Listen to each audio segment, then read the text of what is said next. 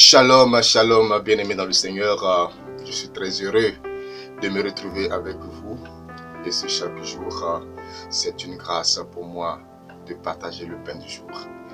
Que Dieu te bénisse. Aujourd'hui, les textes de la liturgie nous conduisent dans une réflexion. La réflexion que j'ai intitulée « L'héritage du prophète du Seigneur ». C'est tiré, d'abord, le premier texte est tiré de Jérémie 18, versets 18 à 20. Le psaume, c'est le psaume 30, entre parenthèses 31. Et puis l'évangile, Matthieu chapitre 20, versets 17 à 28. L'héritage du prophète du Seigneur. Bien-aimés dans le Seigneur, souvent, beaucoup pensent que servir Dieu, c'est un prestige. Or, il y a un héritage. L'héritage du serviteur de Dieu, c'est que le chemin du ministère est un chemin rocailleux, un chemin épineux, un chemin difficile. Jésus disait ceci, que quand les grains tombent, il y en a qui tombent dans les ronces. Et souvent c'est difficile. C'est dur, les persécutions, les douleurs. On traverse ces situations. Mais ceux qui persévéreront sont ceux-là qui pourront récolter les fruits. Jérémie chapitre 18, verset 18 à 20. Dans ce passage, nous entendons la lamentation du prophète. Il dit, ils disent, allons, montons, un complot contre Jérémie. Jérémie est le prophète qui a été persécuté. Des complots ont été montés contre lui. À cause de quoi? À cause de sa vocation, à cause de son apostolat. Parce que c'est quelqu'un qui disait ce que Dieu lui disait de dire. Et il était persécuté pour cela. C'est pourquoi on peut entendre ce cri du psalmiste qui dit « Sauve-moi mon Dieu par ton amour ». Quand on n'est pas face aux difficultés, on ne peut pas crier pour demander le salut. On invoque le salut parce qu'on est dans une situation de difficulté, une situation où on ne sait plus où donner de la tête. Sauve-moi mon Dieu par ton amour. Jésus, dans le livre de Matthieu, revient et il dit à ses disciples, il dit, le Fils de l'homme sera livré aux grands prêtres et aux scribes. Jésus savait qu'en venant sur la terre, c'était cela sa mission. C'est pourquoi j'ai reçu véritablement le cri ou bien l'exclamation des noces de Cana qu'elle a dit à la Vierge, mais que me veux-tu, femme? Quand elle lui a dit, il n'y a plus de vin. Parce que ce vin, en réalité, lui rappelait le véritable vin qui était son sang qui devait couler à Golgotha.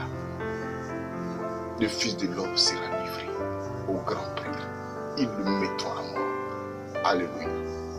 Et plus loin dans ce passage, nous allons voir les fils de Zébédée qui demandent par l'intermédiaire, bien sûr, de leur mère, à Jésus de permettre à ceux qui s'asseyent un à gauche et à droite. Ils veulent s'asseoir dans la notabilité du roi des rois.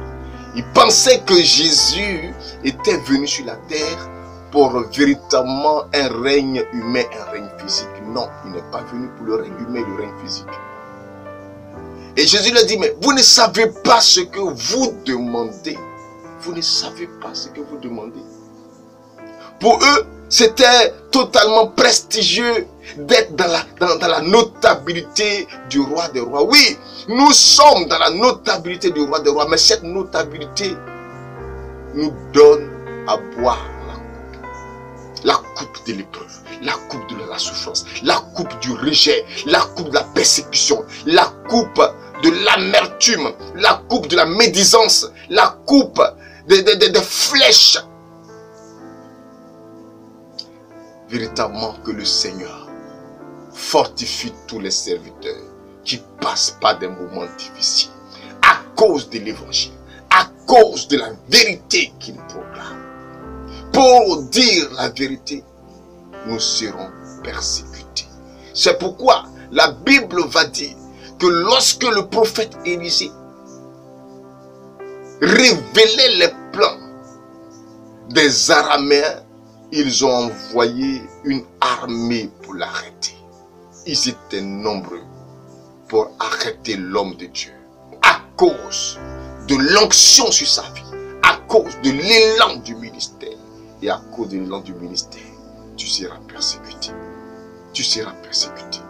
Mais en toutes choses, compte sur Dieu. Parce que le prophète va dire ceci, il dit au Seigneur, il dit, mais toi Seigneur, fais attention à moi. Personne ne fait attention à moi, mais toi Seigneur, fais attention à moi. Personne ne m'aime, mais toi Seigneur, aime-moi. C'est ce que le psaume s'appelait, sauve-moi mon Dieu par ton amour. Le salut de Dieu par l'amour. Les hommes te rejetteront à cause de ton ministère, à cause de ton apostolat, à cause de ton zèle. Mais Dieu ne te rejettera jamais. Garde la foi. Nous sommes dans le temps de carême. Le temps de carême est le temps où nous devons apprendre à souffrir. Doucement, patiemment, souffrir. Et c'est ce que la Bible a appelé la passion. Les exégèses appelaient la passion du Christ. Quand on parle de passion, on parle de quelque chose qui nous plaît, quelque chose qui